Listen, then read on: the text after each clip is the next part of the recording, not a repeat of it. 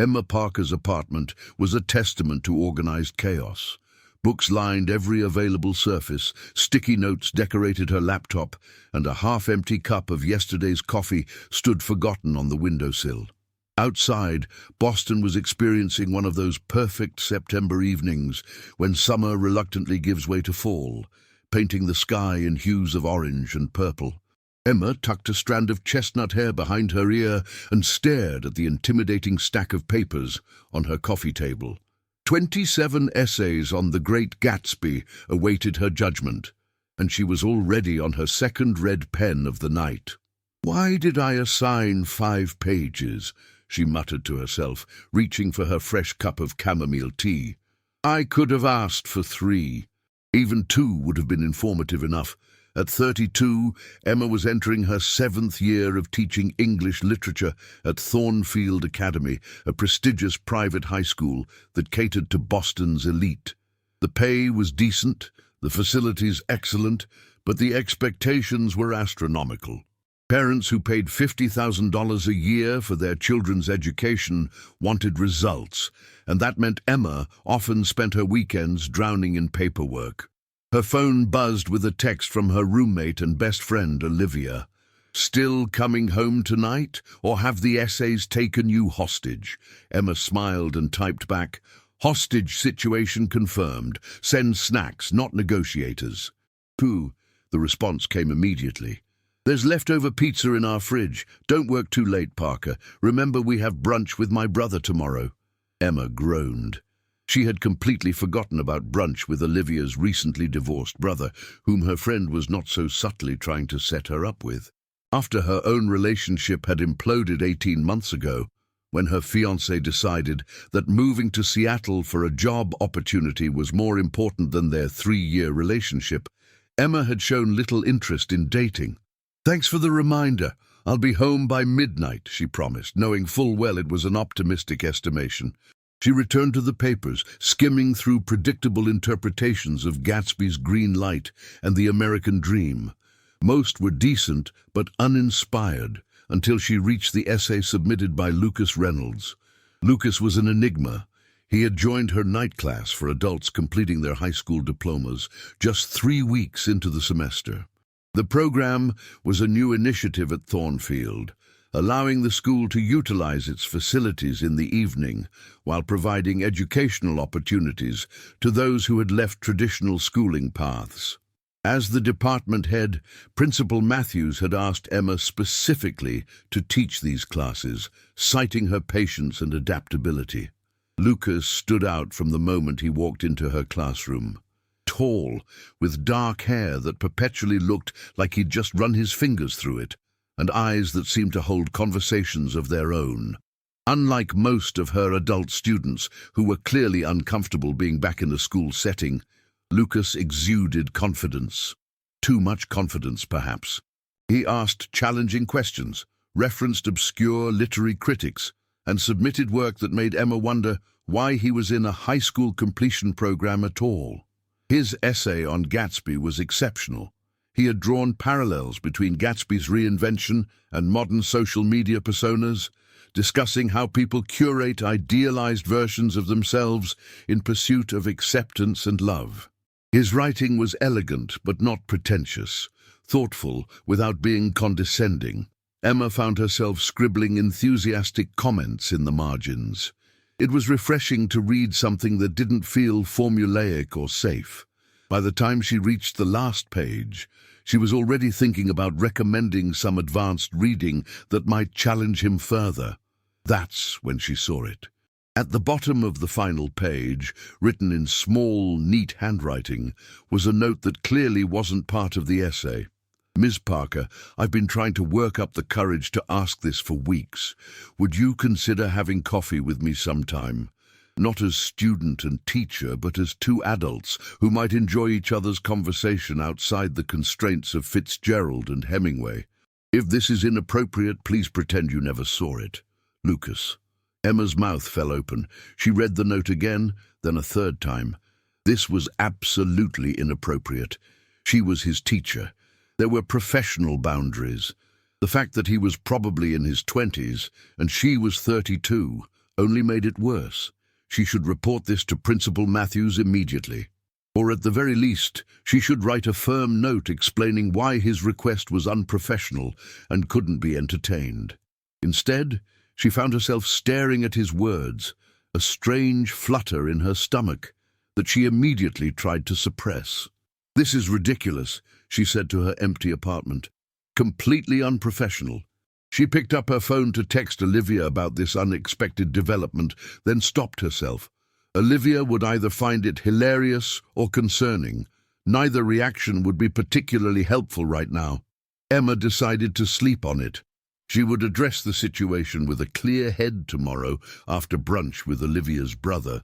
She made a note on her planner to speak with Lucas privately after the next class session, keeping the conversation strictly professional. With that decision made, she packed away the graded papers, careful to place Lucas's essay in a separate folder. As she turned off the lights in her living room, she couldn't help but wonder what kind of person would take such a risk. Was it confidence or recklessness? Genuine interest or simply boredom? Whatever his motivation, Lucas Reynolds had just made her previously straightforward teaching position considerably more complicated. The following Monday evening arrived with unsettling speed. Emma had spent the weekend distracted. Her conversation with Olivia's brother, a perfectly nice accountant named Paul who talked exclusively about his Peloton routine, barely registering. Olivia had noticed her distraction, but attributed it to work stress, and Emma didn't correct her assumption. She arrived at Thornfield 45 minutes before the evening class was scheduled to begin, hoping to organize her thoughts. The school had a different energy at night, quieter, more intimate, the hallways illuminated by softer lighting. Emma found herself straightening her blouse and checking her reflection in the classroom windows, behaviors she immediately chastised herself for. "You're here to establish boundaries, not impress him," she reminded herself sternly. Students began filtering in 15 minutes before class. Marianne, a 46-year-old nurse returning to complete her education. Derek, a construction worker with literary aspirations. Sanjay, who had dropped out to care for his ailing mother and was now fulfilling a promise to her. Emma greeted each of them warmly, engaging in brief conversations about their weekends and their homework progress. At precisely 6:28, 2 minutes before class, Lucas arrived. He was dressed more formally than usual, in dark jeans and a light blue button-down shirt that made his eyes appear even more intense. He carried his leather messenger bag over one shoulder, and Emma noticed he'd gotten a haircut since she last saw him. The realization that she was cataloguing these details annoyed her immensely. "Good evening, Ms. Parker," he said, his voice carrying a hint of something she couldn't quite identify, nervousness, anticipation. "I hope you had a good weekend." "And it was productive," she replied neutrally. "Lucas, I'd like to speak with you briefly after class, if you have a moment." A flash of understanding crossed his face, followed quickly by what appeared to be resignation. "Of course," he said quietly, then took his usual seat at the back of the classroom. Emma launched into her lesson on Ernest Hemingway's The Sun Also Rises, discussing the lost generation and the impact of World War I on literary perspectives. She was proud of how steady her voice remained, how professionally she conducted herself, despite the undercurrent of tension she felt every time she glanced toward the back row. The 2-hour session passed both too quickly and not quickly enough. As students packed up their belongings and filtered out, Lucas remained seated, obviously waiting for their discussion. When the last student had departed, he approached her desk, his expression carefully neutral. "You saw my note," he said. It wasn't a question. "He did," Emma confirmed, straightening a stack of papers that didn't need straightening. "Lucas, while I appreciate your interest, you must understand that it would be completely inappropriate for me to...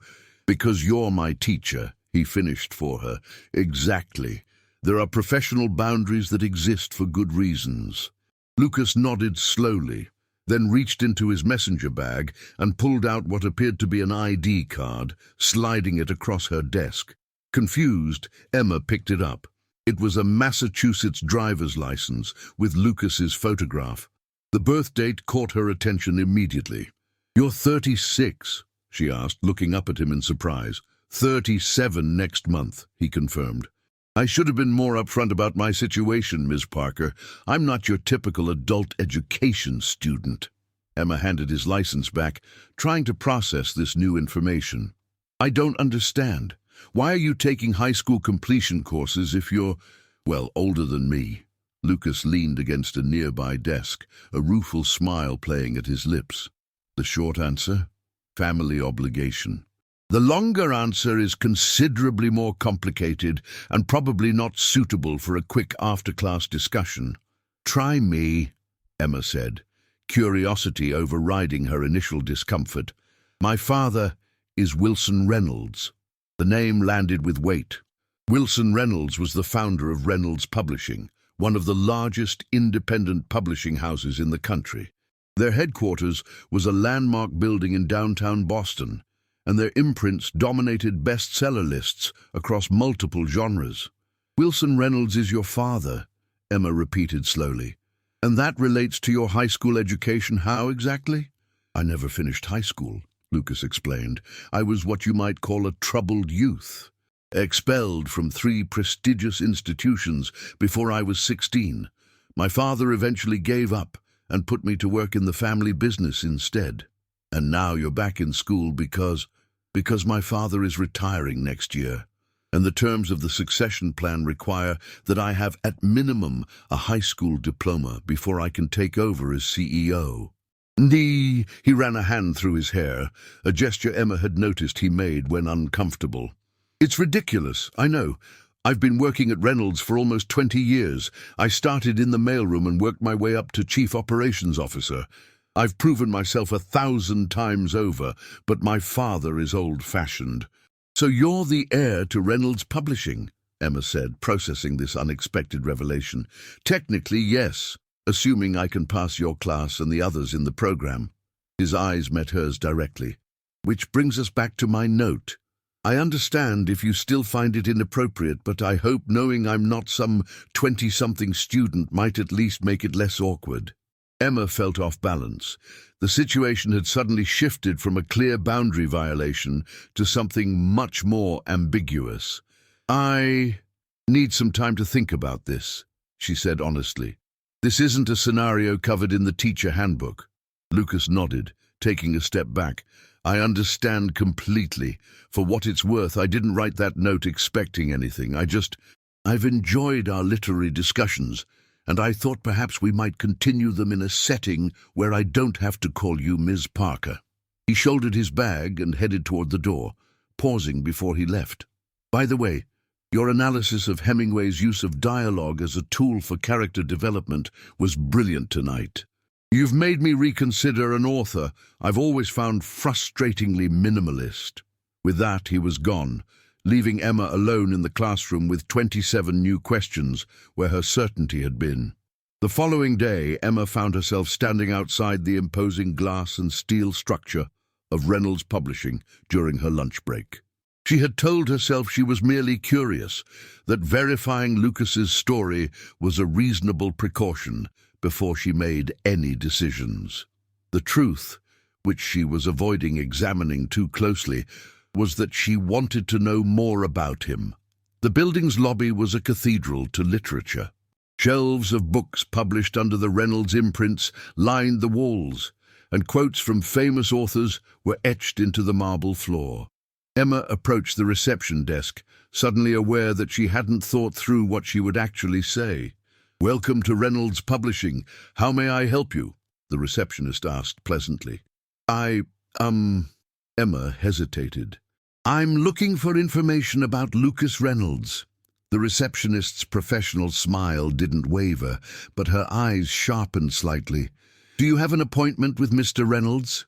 "No, I don't. I'm Emma Parker. I'm his—" What was she? Teacher didn't seem adequate anymore. "I work at Thornfield Academy, where Mr. Reynolds is currently taking classes." Understanding dawned on the receptionist's face. "Ah, the high school completion program. Yes, Mr. Reynolds mentioned that might be contacting us for verification. One moment, please. She picked up her phone and had a brief, hushed conversation that Emma couldn't quite hear, then smiled again. Cynthia from HR will be down in a moment to assist you. 5 minutes later, Emma found herself sitting across from a stern-looking woman in a conference room on the 3rd floor. Ms. Parker, I understand you're seeking verification of Lucas Reynolds's position here, Cynthia said, placing a folder on the table between them. Yes, that is, he mentioned he was the COO, and I just wanted to confirm his story, Cynthia finished for her. She opened the folder and slid several documents across the table. Mr. Reynolds has been with the company for 19 years. He currently serves as our Chief Operations Officer and sits on the Board of Directors. As part of the succession plan filed with our shareholders, he is expected to assume the role of Chief Executive Officer upon Wilson Reynolds's retirement next spring, contingent upon completing his educational requirements. Emma stared at the documents, which included a company organizational chart with Lucas's name and photograph near the top, directly under his father's. I see, she said quietly. Is there anything else you need to verify? Cynthia asked, her tone suggesting this was an unusual but not unprecedented request. No, that's sufficient. Thank you for your time. As Emma rose to leave, Cynthia added, Ms. Parker, if I may. Lucas is very private about his educational situation. Most of our staff are unaware that he lacks a high school diploma. It's a sensitive topic. Emma nodded, understanding the subtext. Of course. I appreciate your discretion. As she left the building and headed back toward Thornfield, Emma's mind was racing. Lucas Reynolds wasn't just any adult education student. He was one of Boston's business elite, the heir to a publishing empire, a man who had worked his way up despite lacking formal education, and he had asked her out for coffee. By the time she reached her afternoon classes, Emma had made a decision. When Lucas arrived for the evening session, she would tell him that while teacher-student coffee was inappropriate, perhaps after the semester concluded, they could discuss literature as equals. It was a reasonable compromise, she told herself. Professional but not rigid, respectful of boundaries while acknowledging the unusual circumstances. What Emma didn't want to acknowledge was the flutter of anticipation she felt at the prospect of getting to know Lucas Reynolds outside the classroom, a feeling she hadn't experienced since long before her ex-fiancé had packed his bags for Seattle. As the final bell rang and her day students filed out, Emma found herself wondering what other surprises Lucas might have in store and whether she was prepared for any of them. Lucas Reynolds was absent from class that Wednesday, and Emma was surprised by her own disappointment. She had prepared what she considered a perfectly balanced response to his coffee invitation. Professional, yet not entirely dismissive, and now it sat unused in her mind, like a rehearsed speech without an audience. The following evening, Emma found herself distracted as she graded papers in the faculty lounge. Her phone buzzed with a text from an unknown number. Ms. Parker, this is Lucas Reynolds. I apologize for my absence yesterday. A publishing crisis required my attention in New York. I'd like to submit my assignment electronically if that's acceptable. Also, I hope you'll forgive my presumption in obtaining your number from the school directory. Emma stared at the message, an inexplicable smile forming. She saved the number before replying. Electronic submission is fine. I hope the crisis was resolved successfully. The response came quickly. More or less. The author of our fall literary centerpiece is threatening to jump to a competitor. I've spent 2 days coaxing a very temperamental Pulitzer winner back from the brink of contractual rebellion. Without thinking, Emma typed, sounds more interesting than discussing symbolism in The Old Man and the Sea. You'd be surprised how similar literary negotiations and literary analysis can be. Both involve reading between the lines and deciphering what's not being said. Emma laughed softly, drawing curious glances from 2 math teachers sharing the lounge. She gathered her things and headed to her car before responding. And what exactly am I not saying, Mr. Reynolds? The three dots appeared and disappeared several times before his reply arrived. That you're curious about me, but professional enough not to act on it. That you checked my story at Reynolds Publishing. That you've formulated a response to my coffee invitation but haven't decided if you'll deliver it? Emma nearly dropped her phone. How did he know she'd visited his company? She felt a flash of indignation, followed by reluctant admiration for his perceptiveness. Cynthia from HR called you. She did. Company policy when someone inquires about executives. Emma leaned against her car, suddenly feeling like she was in one of the novels she taught, where subtext carried more weight than the words themselves. I'll see you in class tomorrow, Mr. Reynolds. I look forward to it, Miss Parker. When Lucas walked into the classroom Friday evening, Emma felt the air shift subtly. He was dressed in what she now recognized as his business attire, tailored charcoal slacks and a crisp white shirt with the sleeves rolled up to his elbows. The other students seemed to sense something too, a few of them glancing between Emma and Lucas with curious expressions. Welcome back, Mr. Reynolds, Emma said evenly. I trust New York was productive? Enlightening, certainly, he replied, the ghost of a smile playing at his lips. The class proceeded normally, though Emma was acutely aware of Lucas's gaze whenever she turned to write on the whiteboard.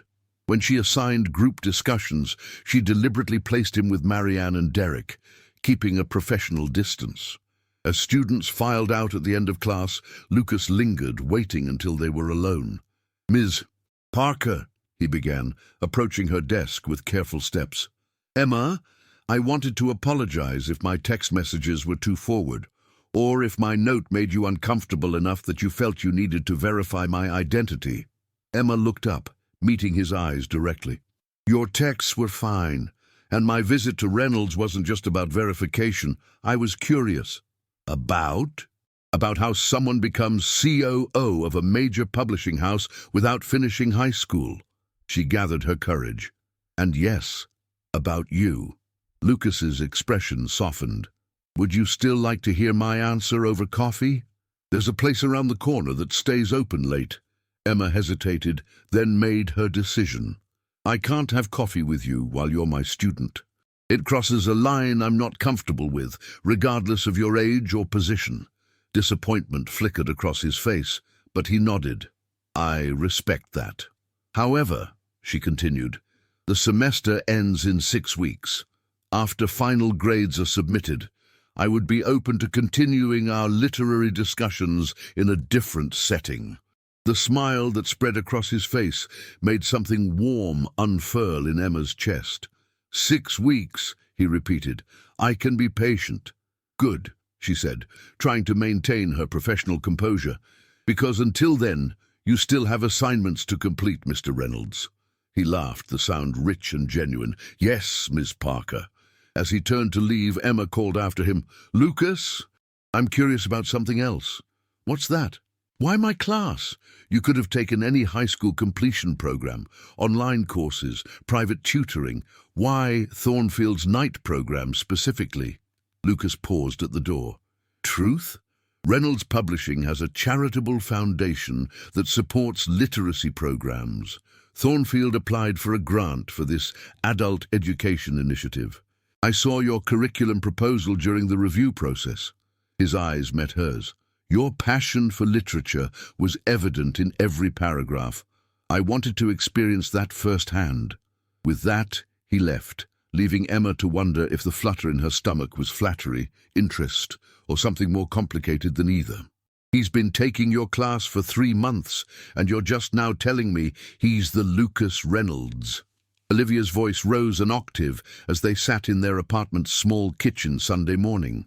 As in, the heir to Reynolds Publishing, the company that basically controls what half of America reads. Emma winced. It wasn't relevant until recently. Not relevant, Olivia laughed incredulously. The man is Boston royalty. His father is worth billions. The Reynolds building is literally visible from our living room window. She gestured dramatically toward the distant skyline. He's just another student, Emma protested weakly. A student who asked you out, Olivia pointed out, pouring more coffee into both their mugs. A student who, according to your own stalking mission, is 5 years older than you and runs one of the largest publishing companies in the country. I wasn't stalking, I was verifying. Semantics. Olivia waved dismissively. The real question is, are you interested in him? Emma stared into her coffee. It doesn't matter if I am. He's my student for 6 more weeks. And then, maybe we'll have coffee. Olivia studied her roommate's face. You like him. I haven't seen that look since before Seattle Greg. Don't call him that, Emma said automatically. Sorry, before Gregory, who shall not be named. Olivia leaned forward. Seriously though, Em, you've been in hibernation mode since the breakup. If this publishing hotshot is what gets you back out there, I'm all for it. It's complicated, Emma sighed. The power dynamics alone. Oh, please, Olivia interrupted. The man runs a publishing empire. I don't think the power dynamics are what you're making them out to be. That's exactly my point. He's used to being in charge, to getting what he wants. I'm just a high school teacher with a mountain of student loan debt and a weakness for 19th century literature. Olivia reached across the table and squeezed Emma's hand.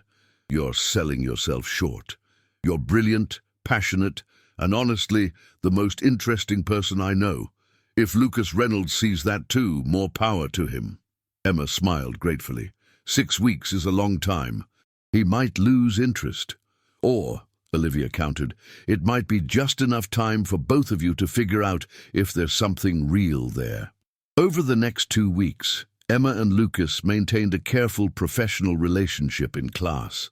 Their text exchanges, however, grew increasingly frequent and less related to coursework. Emma learned that Lucas had traveled extensively, spoke 3 languages, and had a weakness for old jazz records. She found herself sharing her own passions, her collection of first-edition classics, her summer volunteering at a literacy center in Appalachia, her secret dream of writing a novel someday.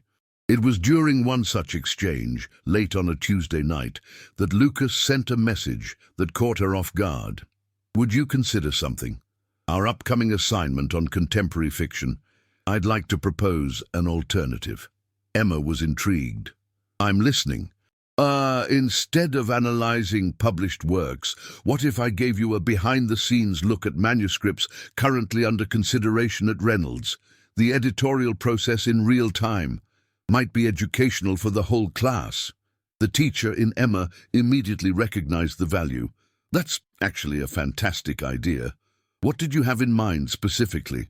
I could bring in submission packets, query letters, sample chapters, editorial notes, show how a book transforms from submission to publication, maybe even arrange a virtual meeting with one of our editors. Emma sat up in bed, genuinely excited. Lucas, that would be incredible. The students would love it. To be clear, this isn't just an excuse to impress you. Though if it does, I won't complain. Emma smiled at her phone. Transparent motives noted, but the idea stands on its merit. They spent the next hour working out the details, and by the time Emma finally set her phone aside, the clock read 1:30 in the morning. She fell asleep thinking about Lucas's passion when he'd described the publishing process, and how naturally their professional collaboration had flowed. The following Monday, Emma arrived at Thornfield to find Principal Matthews waiting outside her classroom. Emma, do you have a moment? His tone was pleasant but carried an undercurrent of concern. Of course, she replied, unlocking her classroom door and gesturing for him to enter. Is everything all right? Matthews closed the door behind them and turned to face her. I received a rather unusual call this morning from Wilson Reynolds. Emma's stomach dropped. Wilson Reynolds, Lucas's father. The very same. Matthews adjusted his glasses. It seems he was quite surprised to learn that his son is enrolled in our program. Even more surprised to learn that said son is planning to bring confidential company materials into your classroom. They're not confidential, Emma said quickly. Just examples of the publishing process, for educational purposes. Matthews raised an eyebrow. Nevertheless, Mr. Reynolds Sr. was quite adamant that his son does not have authorization to share company materials, and furthermore expressed concern about the nature of his relationship with his teacher. Emma felt her cheeks flush. "There is no relationship. Lucas is my student." "I assured Mr. Reynolds of that," Matthews said carefully. "But Emma, I need to ask, has Mr. Reynolds Jr. been behaving inappropriately in any way?" "Absolutely not," Emma replied firmly. "He's been a model student, respectful, engaged, hard-working." Matthews studied her face for a moment. "Emma, I've known you for 7 years. You're one of our best teachers, but I sense there's more to this situation than you're telling me." Emma hesitated, then sighed. "Lucas asked if we could have coffee sometime. I told him it would be inappropriate while he's my student, and that we could revisit the conversation after the semester ends. That's the extent of it." "I see." Matthews's expression was unreadable. "And this publishing presentation idea was a genuine educational opportunity that I believed would benefit the entire class." Matthews nodded slowly.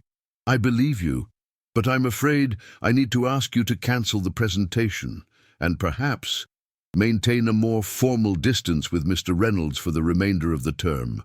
"Of course," Emma said, embarrassment and confusion washing over her in equal measure. Why would Lucas's father interfere, and how did he even know about their text exchanges? After Matthews left, Emma sent Lucas a message. "The publishing presentation has been cancelled. Your father called my principal this morning." There was no immediate response. When Lucas arrived for class that evening, his expression was thunderous. He took his seat without making eye contact with Emma and remained silent throughout the session. As the other students filed out afterward, Lucas approached her desk, his voice low and controlled. "I owe you an apology," he said stiffly. "My father's interference was inappropriate and embarrassing." "How did he even know about our conversations?" Emma asked. Lucas's jaw tightened. "Reynolds Publishing has a board meeting tomorrow. I used my work email to contact our editorial director about the presentation. My father monitors my communications." "He monitors your emails?"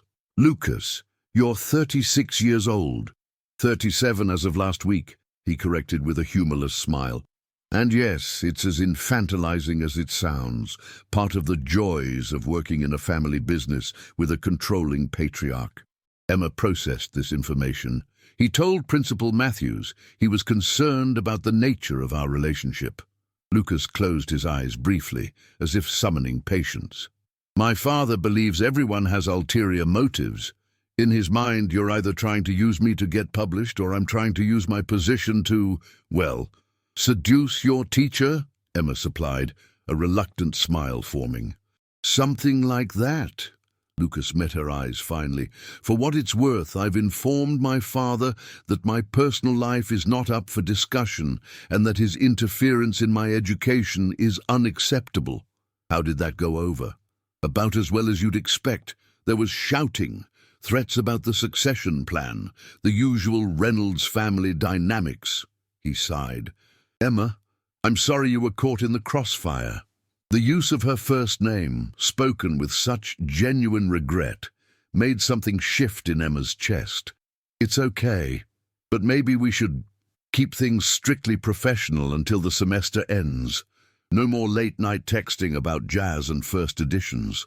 Disappointment flickered across his face, but he nodded. "You're right. It's only 4 more weeks." As he turned to leave, Emma called after him, "Lucas, happy belated birthday." He smiled then, a genuine expression that transformed his face. "Thank you, Ms. Parker." For the next 3 weeks, Lucas was the perfect student. He arrived on time, participated appropriately in discussions, submitted excellent work, and maintained a respectful distance. Their text exchanges were infrequent and purely academic. Emma told herself this was for the best, that the boundary was necessary. But she found herself missing their conversations, the way he challenged her thinking, his unexpected humor, and the glimpses into his complicated life. During the penultimate week of the semester, Emma was working late in her classroom when her phone buzzed with a text from Lucas. Are you still at Thornfield? There's something I need to discuss with you. Emma checked the time, nearly 8:30, well after their evening class had ended. Yes, in my classroom. Is everything all right? 10 minutes later, Lucas appeared at her door, looking uncharacteristically disheveled. His tie was loosened, his hair mussed, as if he'd been repeatedly running his fingers through it. "Lucas, what's wrong?" He closed the door behind him and paced the length of the classroom before speaking. "My father had a heart attack this afternoon." "Oh my God!" Emma stood quickly. "Is he—" "He's stable. In the cardiac unit at Mass General." Lucas stopped pacing and looked at her, his eyes reflecting a complex mix of emotions. "The board has named me acting CEO, effective immediately." "That's a lot to process," Emma said carefully. "How are you feeling?" "Honestly? Terrified? Angry? Relieved?" He laughed without humor. "What does it say about me that one of those emotions is relief?" "And that you're human," Emma replied softly.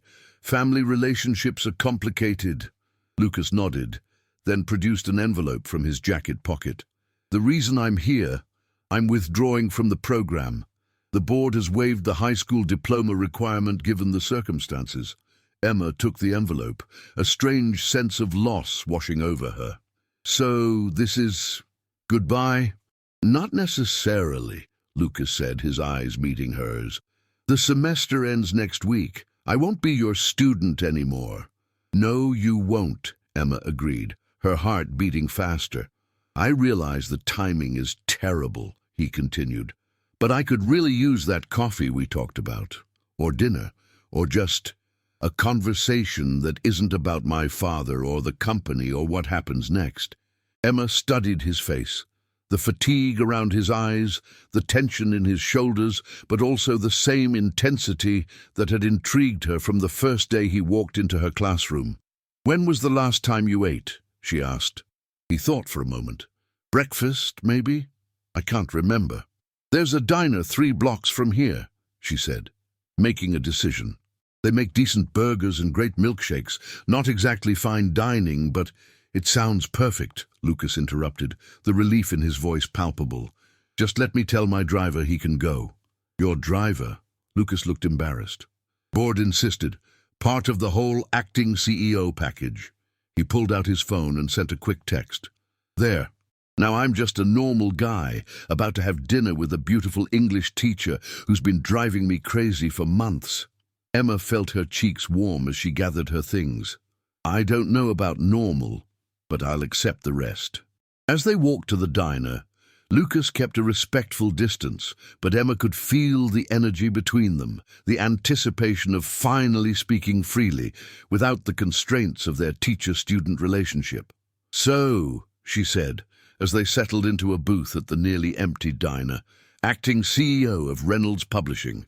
That's quite a development." Lucas laughed, some of the tension leaving his shoulders. "Not exactly how I imagined our first real conversation going. I had planned something much more sophisticated than stress-eating burgers while processing a family medical emergency." "Life rarely follows the plot lines we expect," Emma replied, thinking of her own abandoned engagement and the unexpected turns that had led her here. "Sometimes the unplanned chapters are the most interesting." Lucas smiled at her across the table, his eyes warming. "You know, Miss Parker, I think you might be right about that." "Emma," she corrected gently. "Outside of Thornfield, I'm just Emma." "Emma," he repeated, as if testing how it felt to say her name without barriers. "I've been wanting to say that for a long time." As they ordered food and began to talk, really talk, without watching every word, Emma felt something shift between them. The careful distance they'd maintained was dissolving, replaced by something far more interesting and potentially complicated. Whatever happened next, Emma knew one thing for certain. Lucas Reynolds was going to change her carefully ordered life in ways she couldn't yet imagine. And despite all the reasons it might be unwise, she found herself looking forward to every unpredictable page. The diner was nearly empty as Emma and Lucas settled into their conversation, the late hour keeping most patrons away. Their food arrived, Burgers, fries, and chocolate milkshakes that looked more appropriate for teenagers than professionals, but neither seemed to care about appearances. "So," Emma said, dipping a fry in ketchup, "tell me something real about Lucas Reynolds. Not the heir, not the student, not the newly minted acting CEO, just Lucas." He considered this while taking a bite of his burger, then smiled. "I have an unhealthy obsession with vintage typewriters. I own 23 of them." Emma's eyebrows rose. 23? Each one has a story, he explained, animation entering his voice. "My favorite is a 1934 Remington that belonged to a crime reporter for the Boston Herald. I found it at an estate sale in Beacon Hill. The family said he wrote every article on it for 40 years. Do you actually use them?" "The Remington, yes. Sometimes when I'm stuck on something at work, I'll type it out old school. There's something about the physical effort, the sound of the keys striking paper." He trailed off, looking slightly embarrassed. "It probably sounds ridiculous." "Not at all," Emma said, genuinely charmed. "It sounds like a connection to the history of writing, the tangible creation of words." Lucas looked at her with appreciation. "Most people just think it's weird. I collect first editions, remember? Glass houses and all that." She stirred her milkshake thoughtfully. "How did you end up at Reynolds? I mean, I know it's your family's company, but you mentioned starting in the mailroom." Lucas's expression shifted subtly. "That was my father's idea of teaching me a lesson. After my third expulsion, he said if I wouldn't learn in a classroom, I'd learn in the real world. No special treatment, minimum wage, and a studio apartment I had to pay for myself." "That seems harsh for a 16-year-old. Wilson Reynolds doesn't believe in coddling." Lucas's voice was neutral, but Emma sensed layers beneath the statement. "Looking back, it was probably the best thing he could have done for me. I was heading down a destructive path, drinking, partying, deliberately sabotaging every opportunity. Working my way up from the bottom gave me purpose." "And your mother?" His face softened. "She died when I was 13, cancer." He paused, seeming to measure his next words. "I think my rebellion was partly grief, partly anger that my father buried himself in work rather than dealing with our loss." Emma reached across the table and briefly touched his hand. "I'm sorry." He nodded acknowledgement. "What about you? How does someone with your passion for literature end up teaching high school instead of university?" "That's actually a funny story," Emma said, grateful for the shift in focus. "I was halfway through my PhD program at Boston University when I realized something frightening." "What's that?" "I hated it." She laughed at his surprised expression. "Not the literature or the teaching. I loved those parts. But the academic politics, the pressure to publish obscure articles no one would read, the competition for fewer and fewer tenure-track positions. It was killing my love of books." "So you jumped ship to high school?" "I took a semester off to figure things out. Started volunteering at a literacy program for teenagers in Dorchester. One day, the director asked if I'd consider teaching a 6-week literature course. The students were amazing, hungry for stories, connecting with characters in ways my university seminars rarely did. I found myself looking forward to those classes more than my doctoral work." "So you made a choice," Lucas observed. "I did. My PhD advisor called it career suicide. My parents were confused but supportive, and 7 years later I still love walking into my classroom every morning." She shrugged. "The pay isn't what it would be as a professor, but the satisfaction is worth it." "Choosing passion over prestige," Lucas mused. "I admire that," says the man who runs a publishing empire. Who is sitting in a diner at 10 o'clock at night, avoiding phone calls from the board and trying not to think about the mountain of responsibilities waiting tomorrow," he countered with a rueful smile. Emma studied him. "Are you avoiding the hospital too?" Lucas's smile faded. "Is it that obvious?" "A little. He is your father, Lucas." He sighed, pushing away his half-eaten burger. "Our relationship is complicated.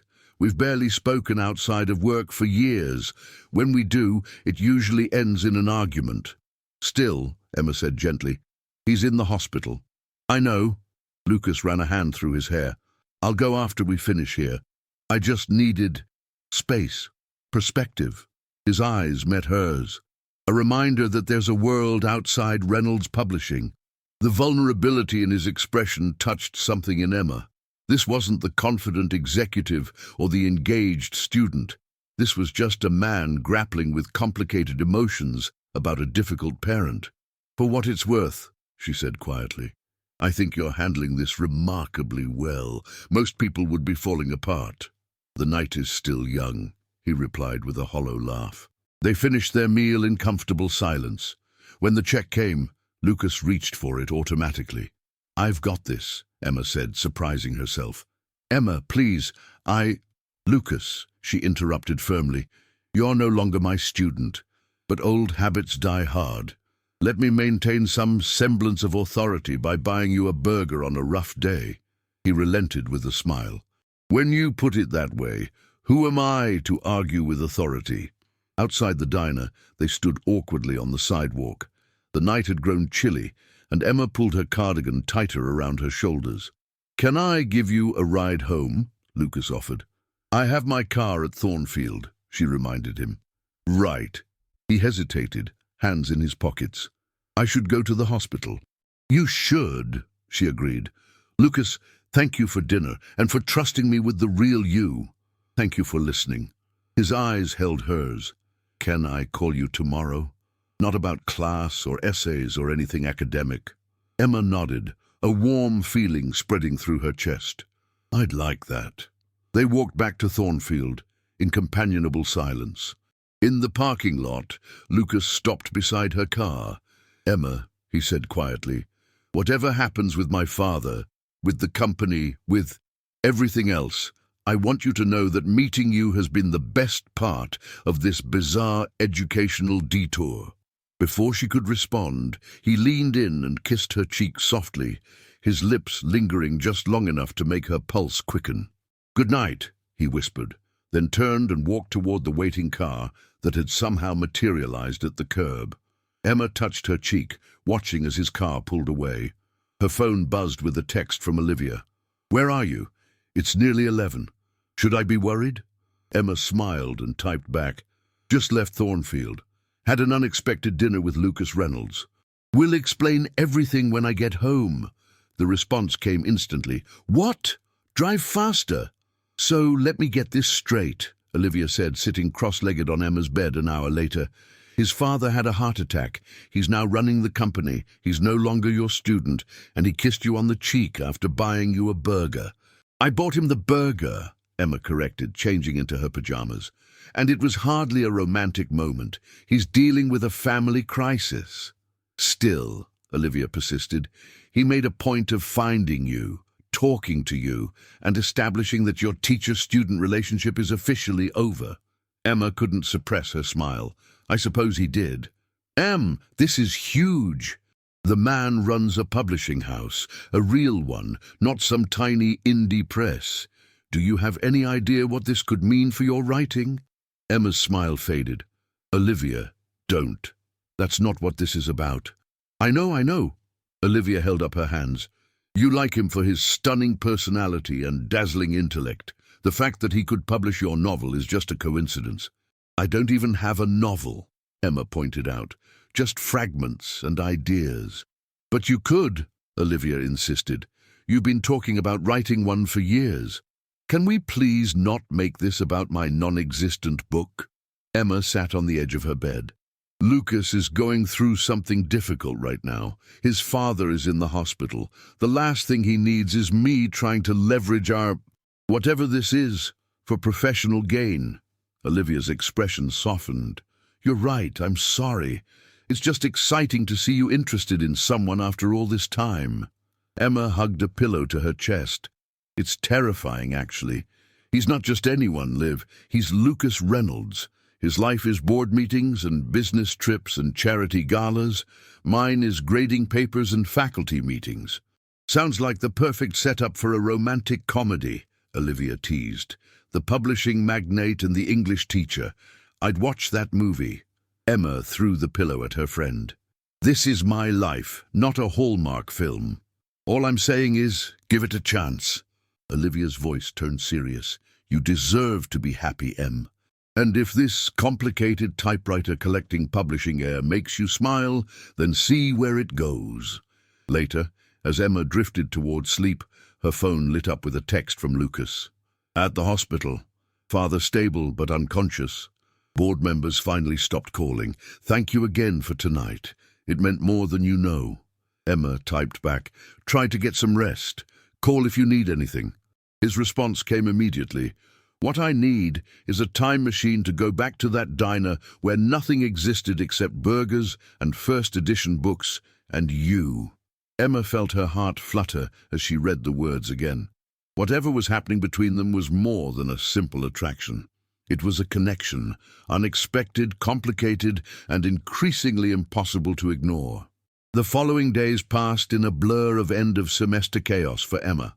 Between final assignments, grading, and administrative tasks, she barely had time to breathe. Lucas texted daily with updates on his father, improving but difficult, the company in upheaval, and his own mental state hanging on by a thread. On Friday afternoon, as Emma was finishing her grades for the regular high school classes, her phone rang with Lucas's number. "How's the grading marathon?" he asked when she answered. "Soul-crushing," she admitted, leaning back in her chair. "But nearly done. How's your father?" Awake and already trying to micromanage the company from his hospital bed. Lucas sounded exhausted, but relieved. "The doctors say he'll need to take it easy for months, which means I'm officially acting CEO until further notice." "That's good news about his recovery," Emma said carefully. "It is." He paused. "Emma, I know this is last minute, but there's a literary charity gala tonight at the Boston Public Library. Reynolds Publishing is a major sponsor. I'm supposed to give a speech." Another pause. "I'd really like it if you were there." Emma froze. "A gala? Lucas, I don't have anything to wear to something like that." "What about that blue dress? The one you wore to the faculty award dinner last month?" She blinked in surprise. "How do you know about that?" "You mentioned it in class when you had to rush out early," he explained quickly. "You said, and I quote, 'If anyone needs me, I'll be attempting to walk in heels without breaking an ankle at the faculty awards dinner.' You remember that?" "I remember most things you say," he admitted.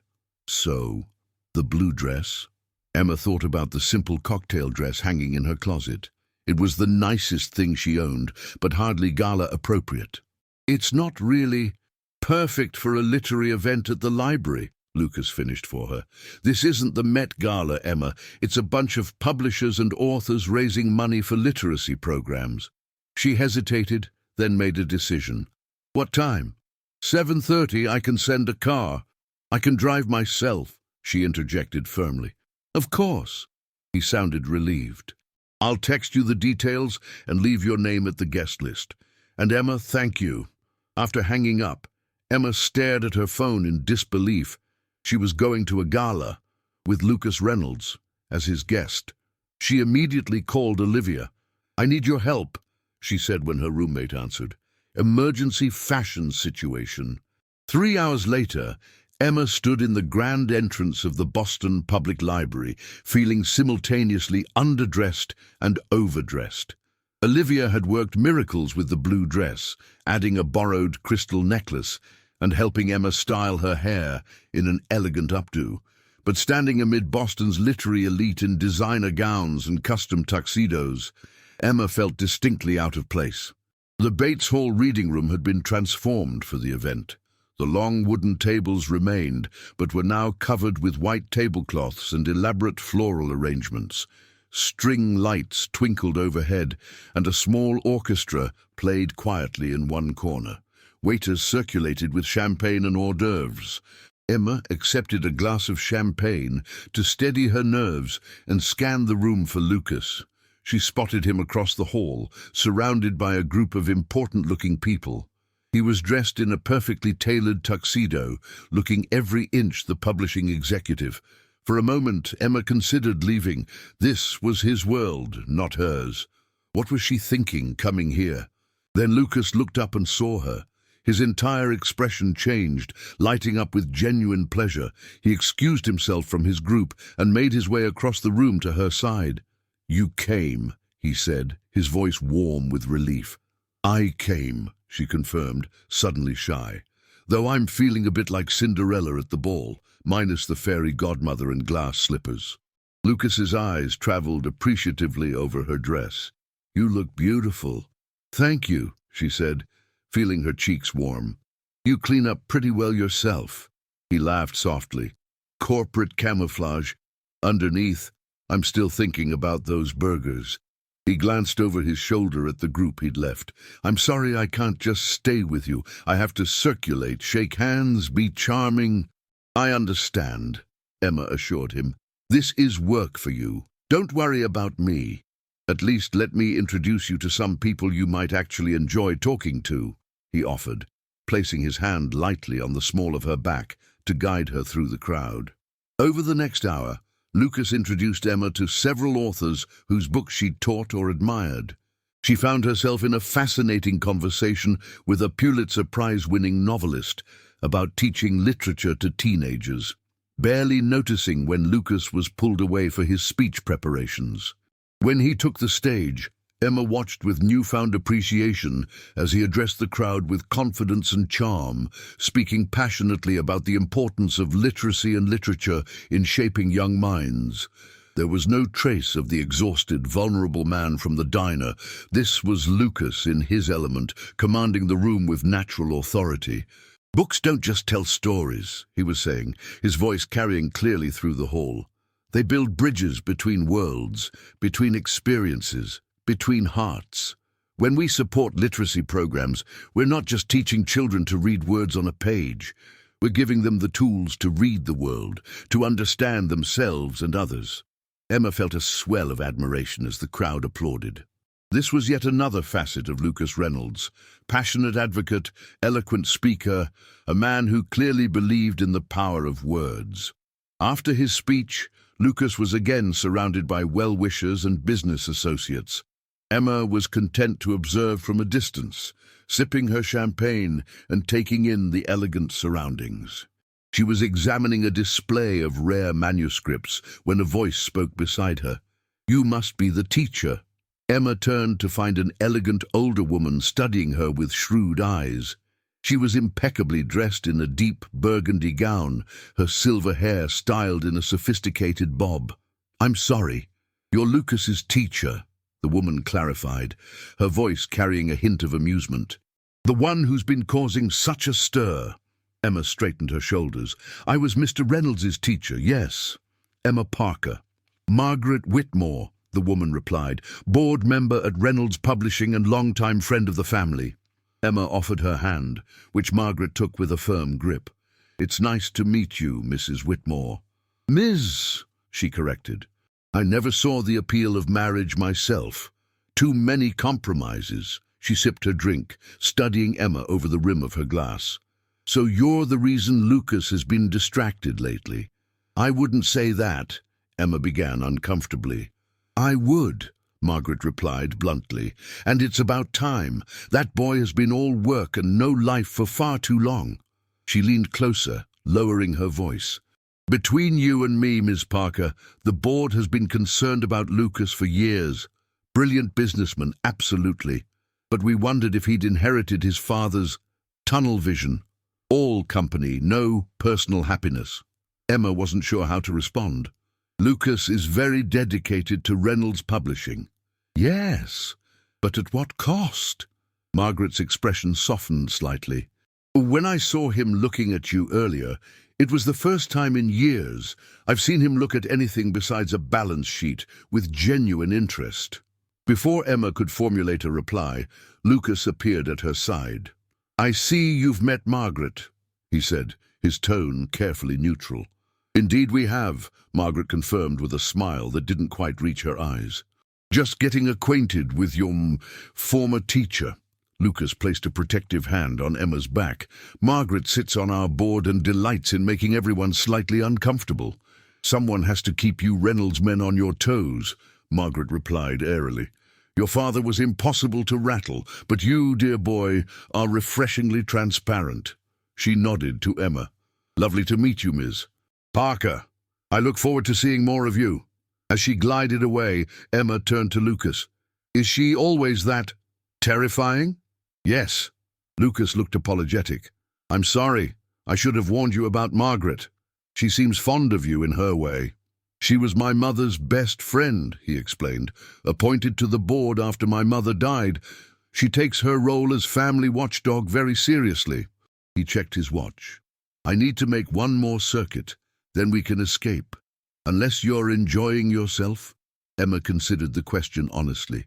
"It's fascinating, actually, seeing this side of the literary world, but I wouldn't mind a quieter setting." Relief washed over his face. "Give me 15 minutes. True to his word, Lucas reappeared exactly 15 minutes later. "Ready?" Where are we going?" Emma asked as he guided her toward a side exit. "Somewhere with better food and fewer speeches," he promised. They slipped out of the gala and into the cool night air. Lucas led her down a quiet path through Copley Square to a small, dimly lit restaurant tucked away on a side street. The maitre d' greeted Lucas by name and showed them to a secluded corner table. "I take it you come here often," Emma observed as they settled in. "It's my refuge when I need to escape the corporate lunches," Lucas admitted. "They make the best pasta in Boston and never ask me about publishing trends." As they shared a bottle of wine and plates of homemade tagliatelle, the formal facade Lucas had maintained at the gala melted away. He loosened his bow tie, rolled up his sleeves, and told her stories about the eccentric authors he'd worked with over the years. Emma found herself laughing more than she had in months, relaxing into a comfort level that surprised her given how new their relationship was. "Can I ask you something?" she said as they lingered over dessert. "Why did you invite me tonight?" "Really?" Lucas considered the question, twirling his dessert fork thoughtfully. "When I'm with you, I remember who I am outside of Reynolds Publishing. Tonight, I needed that reminder more than ever." The simple honesty of his answer touched her deeply. "And who are you outside of Reynolds Publishing?" "Still figuring that out," he admitted. "But I like who I am when I'm with you. Less CEO, more human." Emma reached across the table and took his hand. "I like that version too." Lucas intertwined his fingers with hers, his expression growing serious. "Emma, I know this is all happening very fast. My father's health, the company, us. It's a lot to navigate."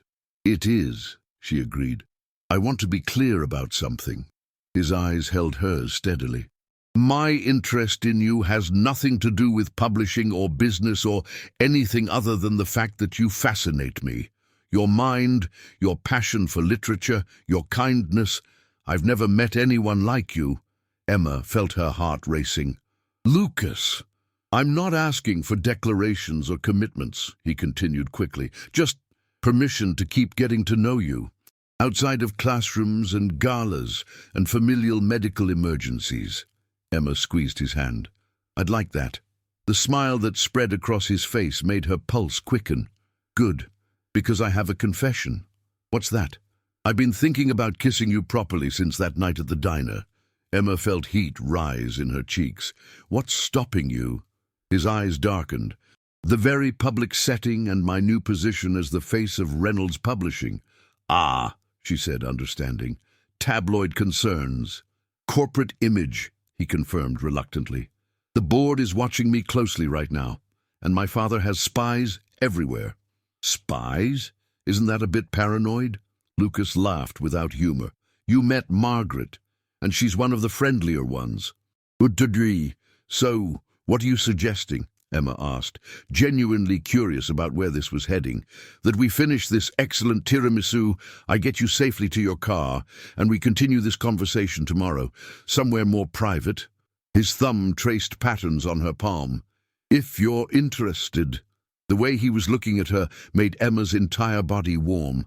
"I'm interested," she confirmed softly. Later, as Lucas walked her to her car in the library parking garage, He maintained a respectable distance, though his eyes conveyed everything his public position wouldn't allow him to express physically. "Thank you for coming tonight," he said as they reached her car. "You made an unbearable corporate obligation actually enjoyable." "Thank you for introducing me to your world," she replied. "It was illuminating." He leaned in, and for a moment Emma thought he might kiss her despite his earlier concerns. Instead, he brushed his lips against her cheek, lingering just long enough to whisper, "Tomorrow, 2 o'clock. I'll text you the address." As Emma drove home, her mind replayed the evening, the gala, Margaret's pointed interest, the intimate dinner, and Lucas's restrained intensity. Whatever was developing between them was becoming increasingly complex, a narrative with depth and nuance beyond a simple romance. She was beginning to understand that getting involved with Lucas Reynolds meant entering a world of board meetings and business obligations, family dynamics and public scrutiny. Yet, despite all the complications, all she could think about was tomorrow at 2 o'clock, and what might happen when they were finally truly alone. The address Lucas texted Emma led to a brownstone in Beacon Hill. Not the corporate penthouse she'd half expected, but a warm, book-filled home that reflected the man rather than the executive. The 23 typewriters were displayed throughout the space like artwork. "Welcome to the real me," Lucas said, looking slightly nervous as Emma explored. "It's perfect," she replied honestly, "exactly how I imagined." They spent the afternoon talking about books, childhoods, dreams deferred. Lucas showed her his first edition Hemingway, and Emma recounted disastrous classroom moments that had them both laughing. When silence finally fell between them, Lucas moved closer on the sofa. "I've been wanting to do this for months," he murmured, his hand gently cupping her face. When his lips met hers, the spark that had been building since that note at the bottom of his essay ignited. The kiss deepened, conveying months of restrained attraction, finally finding expression. Emma's hands slid into his hair as his arms encircled her, pulling her closer. Later, catching their breath, Lucas traced her features with a gentle finger. "I should have withdrawn from your class much sooner." Emma laughed softly. "Professional integrity is overrated." Their newfound intimacy was interrupted by Lucas's phone. He glanced at it with a frown. "The hospital," he explained. "My father's asking for me." "You should go," Emma said, straightening her clothes. Lucas nodded reluctantly. "I'm sorry. This isn't how I planned our afternoon ending." "We have time," she reminded him with a reassuring smile. Wilson Reynolds was a commanding presence even from a hospital bed. His steel-grey hair and piercing eyes, so like Lucas's but harder, assessed Emma with undisguised suspicion. "So you're the teacher," he said after Lucas had awkwardly introduced them. "The one who's been distracting my son during a critical business transition." "Father," Lucas warned, his voice tight. "I'm merely stating facts," Wilson replied dismissively. "Reynolds Publishing doesn't run itself, Lucas. Especially not with me in this damned hospital." Emma straightened her shoulders. "Mr. Reynolds, your son has been exemplary, both as a student and as acting CEO during your recovery. Perhaps a little gratitude wouldn't be misplaced." Lucas looked stunned. Wilson's eyebrows shot up. "Direct, aren't you?" The older man's expression remained stern, but something like approval flickered in his eyes. "When necessary," Emma replied evenly. An unexpected smile tugged at Wilson's lips. "Lucas, give us a moment alone." "Absolutely not," Lucas protested. "It's all right," Emma assured him. "I can handle myself." After Lucas reluctantly stepped outside, Wilson studied Emma silently. "My son is infatuated with you," he finally said. "The feeling is mutual. You realize what he is, what Reynolds Publishing represents?" Emma met his gaze steadily. "I know exactly who Lucas is, both the publishing heir and the man who collects typewriters and reads Hemingway at midnight." Wilson looked surprised, then thoughtful. "I've spent 40 years building this company. It's my legacy. And Lucas has spent 20 years helping build it," Emma countered. "He deserves your trust." Trust must be earned. Hasn't he, working from the mailroom up? Learning every aspect of the business, taking over seamlessly when you fell ill. Wilson regarded her with new interest. You seem remarkably well informed for someone he's known such a short time. I listen when he talks, Emma said simply. The old man's expression softened almost imperceptibly. My late wife used to say I never did that enough. A moment of understanding passed between them. Wilson pressed the call button, and when Lucas returned, his father's demeanor had shifted subtly. The quarterly projections look promising, Wilson said, all business again. But the Sullivan manuscript needs a stronger edit before publication. Lucas looked bewildered at the conversation's direction, but recovered quickly. I've assigned Jeffries to a complete revision. They discussed business for several minutes while Emma watched the dynamic between father and son, complex, fraught with history, but undergirded with a grudging mutual respect. As they prepared to leave, Wilson called, Miss Parker. Emma turned. Perhaps you could visit again. I find your perspective refreshing. Coming from Wilson Reynolds, it was practically an endorsement. Over the following weeks, Emma and Lucas settled into a relationship that felt at once new and comfortably familiar. They established a routine, dinners at his brownstone or her apartment, weekend mornings at quiet cafes, walks through Boston's literary landmarks. Emma was finishing the school year, and Lucas was balancing hospital visits with running the company. Their time together became a sanctuary from their respective responsibilities. 2 months into their relationship, Lucas invited Emma to accompany him to New York for a publishing conference. It's a major industry event, he explained. Authors, agents, editors, everyone who matters will be there. Including the famous Lucas Reynolds, literary wunderkind, Emma teased. Hardly. He smiled, but something in his expression was hesitant. Emma, if you come, it would make our relationship very public. The industry gossip mill is relentless. Are you worried about what people will think? The CEO and the teacher? I'm worried about what it might mean for you, he clarified. Scrutiny, questions about your motives. Emma considered this. I'm more concerned about you. The burden of expectations you carry, the pressure you're under. Lucas took her hands. When I'm with you, that burden feels lighter. You see me, not the name or the company. Then let's face the gossips together, she decided. The New York conference was overwhelming, a whirlwind of panel discussions, networking events, and cocktail parties where Emma observed Lucas in his element. He moved through the industry's elite with confidence and charm, always introducing Emma with obvious pride. Most people were welcoming, though some examined her with barely concealed curiosity. She overheard whispers, Reynolds's new girlfriend, just a teacher, wonder what she wants from him. At the grand reception on the final night, a literary agent cornered Emma at the bar. So, the woman said, her smile not reaching her eyes, how exactly does a high school teacher capture the interest of publishing's most eligible bachelor? By grading his papers harshly, Emma replied dryly. Before the woman could respond, Lucas appeared at Emma's side, his hand possessively at her waist. Emma challenges me intellectually, he told the agent coolly. Something rare in this industry of yes men and flatterers. If you'll excuse us. He guided Emma away, murmuring, I'm sorry about that. It's fine, she assured him. I expected worse. Still, you shouldn't have to. Lucas, Emma interrupted gently. I knew what I was getting into. Later that night, in their hotel suite overlooking Central Park, Lucas watched Emma reading by the window, her face illuminated by the city lights. Move in with me, he said suddenly. Emma looked up, startled. What?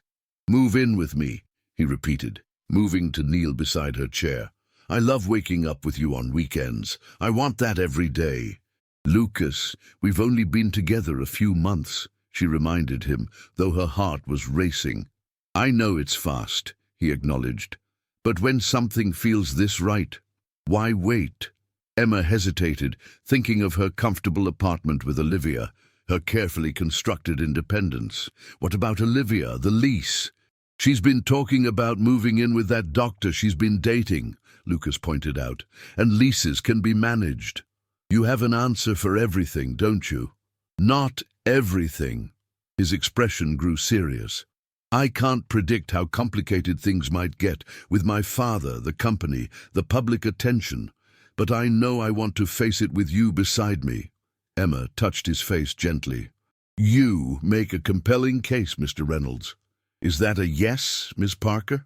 She kissed him softly. It's a yes.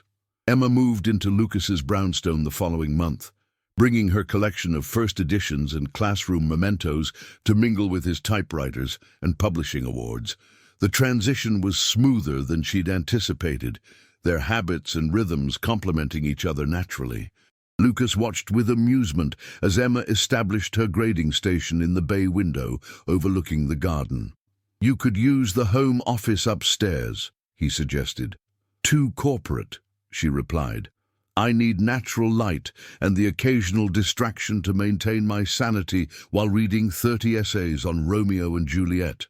As summer progressed, they established new patterns. Lucas worked from home when possible. Emma prepared for the upcoming school year, and they spent evenings discussing books or industry news over home-cooked meals. Wilson's health improved gradually. He began visiting the Reynolds offices for limited hours, working alongside Lucas in an uneasy power-sharing arrangement that sometimes spilled into their personal life.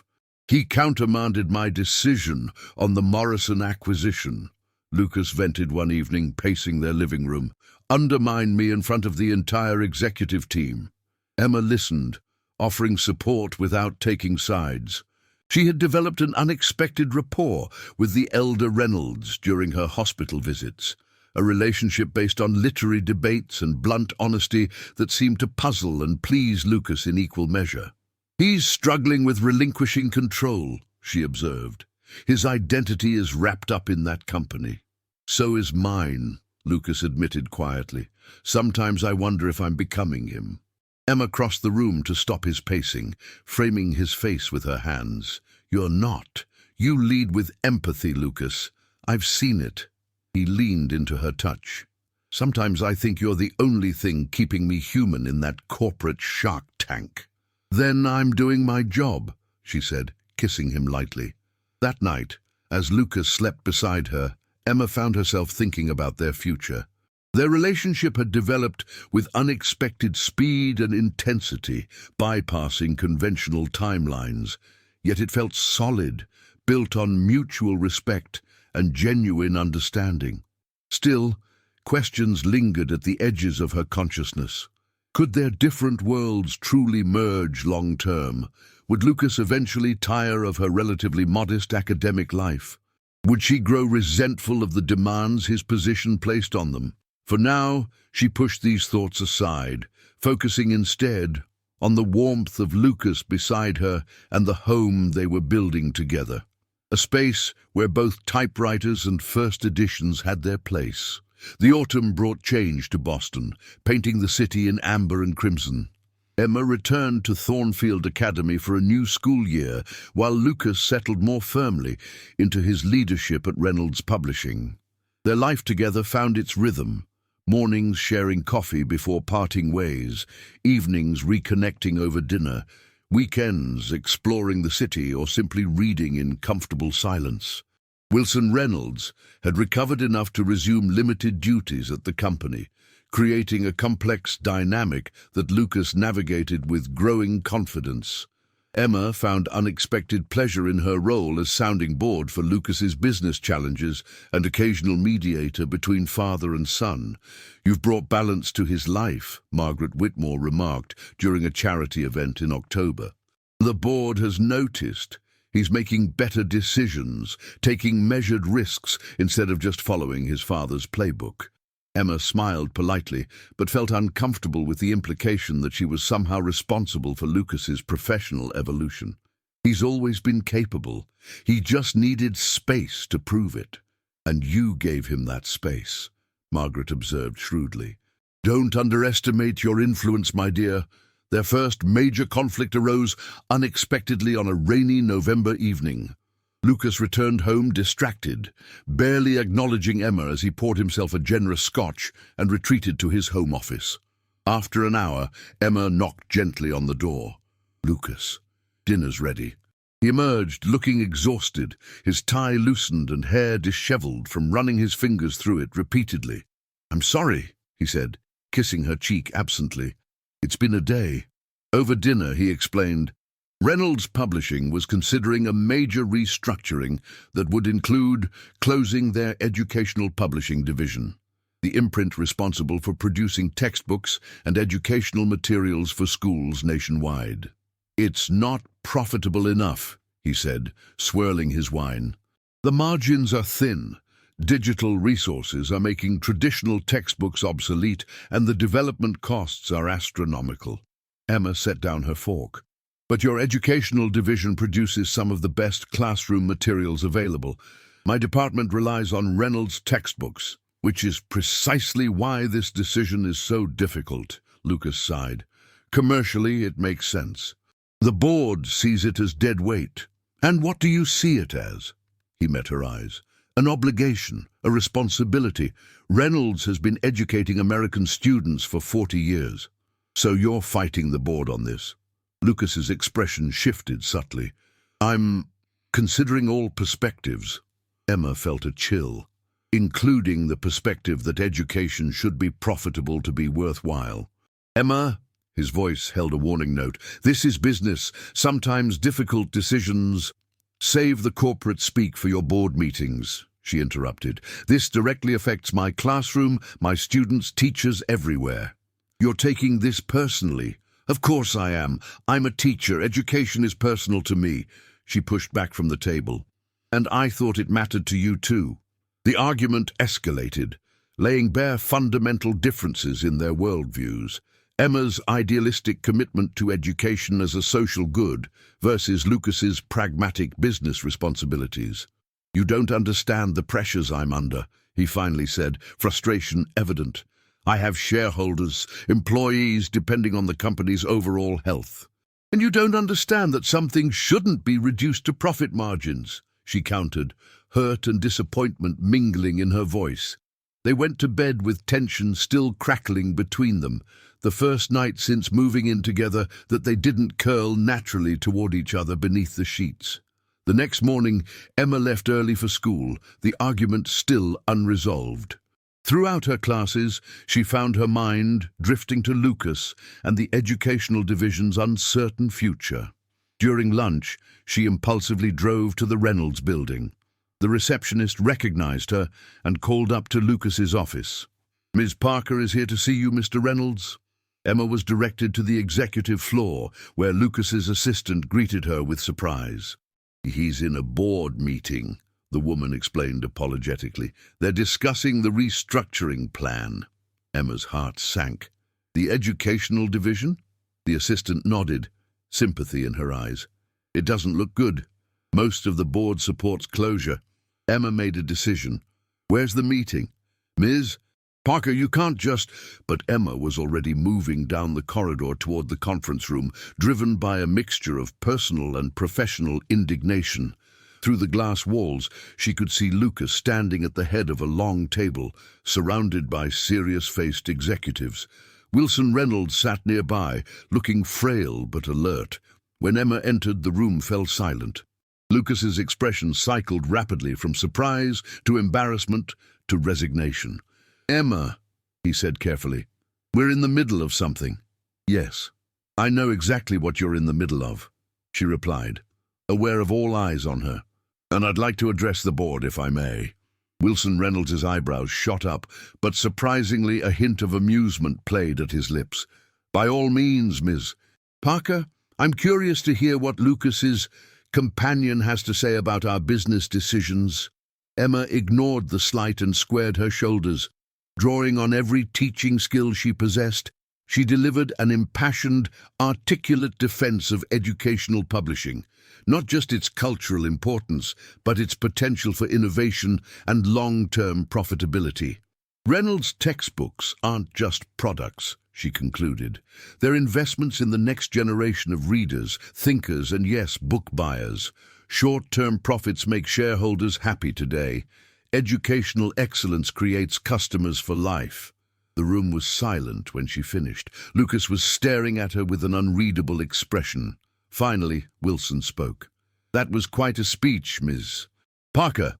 Lucas, your English teacher has given us something to consider." He turned to the board. "I suggest we table this decision pending a more comprehensive review of the educational division's future potential." The meeting adjourned shortly after, the board members filing out with curious glances at Emma. Wilson nodded to her as he passed, the gesture almost respectful. Lucas remained seated, waiting until they were alone. "That was either the bravest or most reckless thing I've ever seen," he said quietly. "I couldn't just stand by," Emma replied, suddenly uncertain. "You realize you just challenged the entire Reynolds board on their home turf." "I'm sorry if I embarrassed you." Lucas's expression softened. "Embarrassed me? Emma, you were magnificent."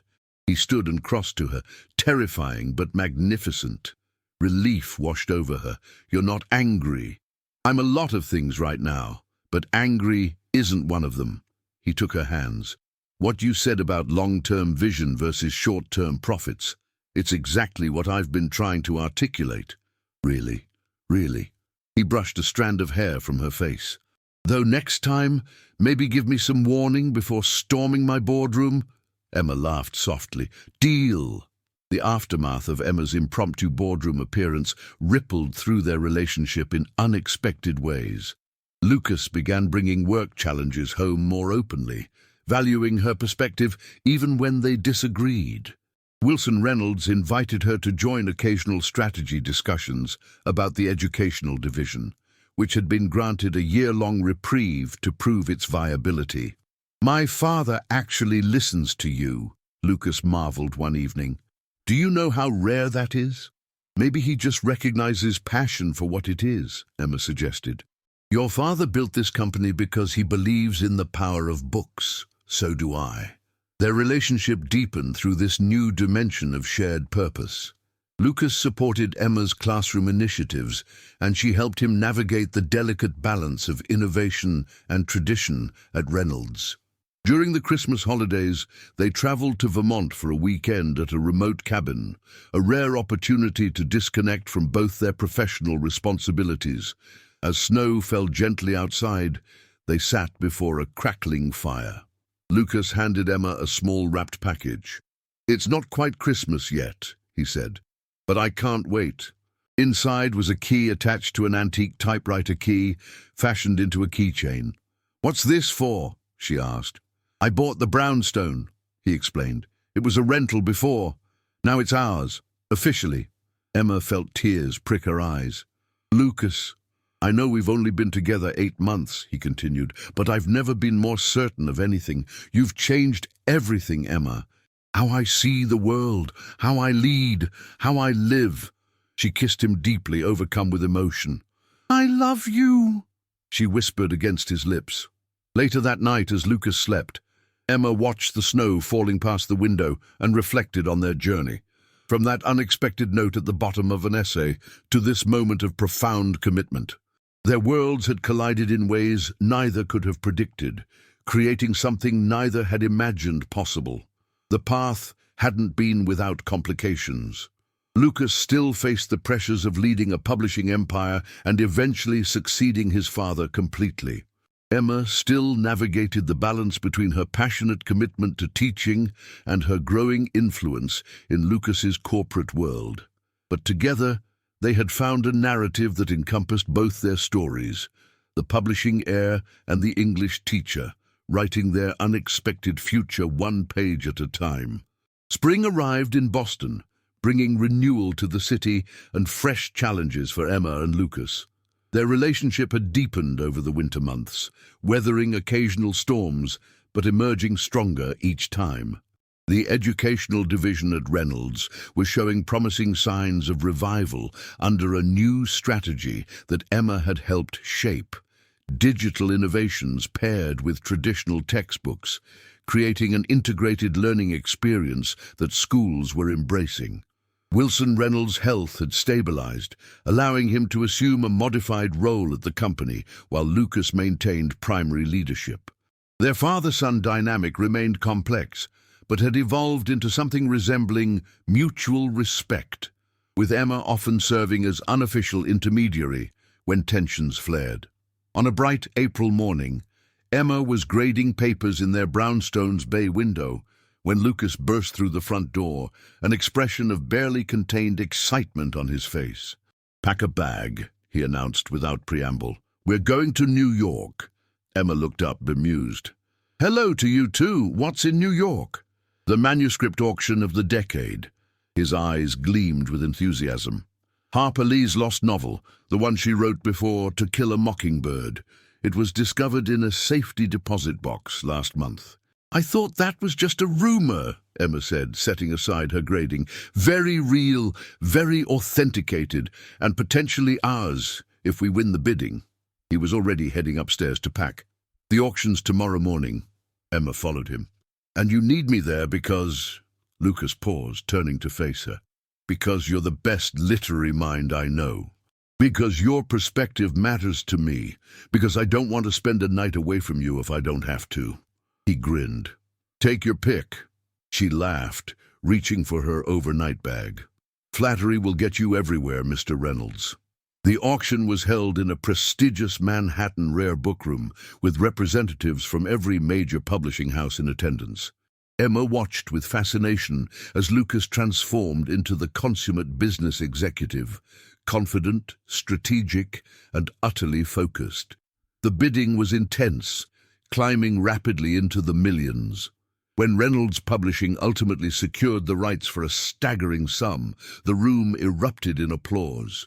Industry competitors approached to congratulate Lucas, many acknowledging Emma with newfound respect, as word of her role in revitalizing the educational division had spread through publishing circles. That evening, they celebrated at a small, exclusive restaurant overlooking Central Park. Lucas ordered champagne, his expression a mixture of triumph and something else Emma couldn't quite identify. "To Harper Lee," he said, raising his glass, "and to the woman who helped me understand why her words matter beyond their market value." Emma smiled, touched. "You understood that long before you met me." "Perhaps," he conceded, "but you reminded me why I fell in love with publishing in the first place. Books change lives. They changed mine. Especially the essays with unexpected notes at the bottom." He reached into his jacket pocket and withdrew a small velvet box, placing it on the table between them. "Lucas," Emma breathed, her heart suddenly racing. "I had this whole speech planned," he said, his voice soft with emotion, "about new chapters and shared stories and building a life between the lines of our separate worlds." He opened the box, revealing a vintage-inspired emerald ring. "But the truth is simpler. I love you, Emma Parker. You've become essential to my story. Will you marry me?" Emma felt tears forming. "Yes," she whispered, then more confidently, "Yes." As he slipped the ring onto her finger, applause erupted around them. Their fellow diners had been watching the scene unfold. Emma blushed, but Lucas stood and pulled her into a kiss that promised volumes. Their engagement announcement created ripples through both their worlds. At Thornfield, Emma's colleagues were surprised, but supportive. At Reynolds Publishing, the reaction was more complex. Board members calculating the implications, employees speculating on what it meant for the company's future. Wilson Reynolds' response came in typically understated fashion, a rare first edition of Pride and Prejudice delivered to their home with a simple note: "To unexpected partnerships, welcome to the family." Summer brought wedding planning, which Emma approached with the same organizational precision she applied to lesson plans, and Lucas handled with the delegation skills of a CEO. They settled on a September ceremony at the Boston Public Library, where they had attended that first gala together. In July, as they finalized details, Lucas received unexpected news. "My father wants to retire. Completely this time," he told Emma as they sat in their garden one evening. "He's offering me the CEO position officially, no more acting qualifier." Emma squeezed his hand. That's wonderful. You've earned it. There's more, Lucas continued, something hesitant in his voice. He wants us to consider a significant expansion, opening offices in London and Tokyo, doubling our digital presence, possibly acquiring smaller publishers. That sounds ambitious. It would mean more travel, longer hours, at least initially. He watched her carefully. I wanted to discuss it with you before making any decisions. Our life together comes first. Emma considered this. What do you want, Lucas? Not what your father wants, or the board, or even what you think I want. What does Lucas Reynolds want? He was quiet for a long moment. I want to lead Reynolds my way, honor its legacy while creating something new, balance tradition and innovation. His eyes met hers. And I want to do it with you beside me, challenging me when I need challenging, supporting me when I need support. Then do it, she said simply. We'll make it work. There's one more thing, he added, reaching for a folder he'd brought outside. I had our lawyers draw this up. The inside was a contract naming Emma as special advisor to Reynolds Educational Publishing, with a substantial consulting fee and authority to shape educational content across the company's imprints. Lucas, I can't accept this, she protested.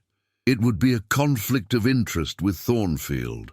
Not if you reduce to part-time teaching, he suggested carefully. 3 days at Thornfield, 2 at Reynolds. You've mentioned wanting more time for your own writing anyway. Emma felt possibilities expanding before her. You've thought this through. I have, he admitted, but it's your decision. Whatever you choose, I support you completely. Their wedding day dawned clear and perfect in early September. The ceremony in Bates Hall was intimate, but elegant, with book-themed centerpieces and first-edition classics decorating the space. Emma wore a vintage-inspired gown that made Lucas's breath catch when she appeared at the end of the aisle. Their vows included references to favorite books, shared literary passions, and promises to write their story together. At the reception, Wilson Reynolds surprised everyone by delivering a warm, humorous speech about unexpected chapters in life's narrative. Margaret Whitmore raised a toast to the teacher who taught the entire Reynolds empire a lesson in priorities. Olivia cried through her maid of honor speech, declaring their romance better than any novel she'd ever read. As they danced their first dance beneath the library's magnificent ceiling, Lucas whispered, "Happy, Mrs. Reynolds." "Deliriously," Emma replied, still adjusting to the new name, "though I'll remain Ms. Parker professionally." "Of course," he agreed. "I wouldn't have it any other way."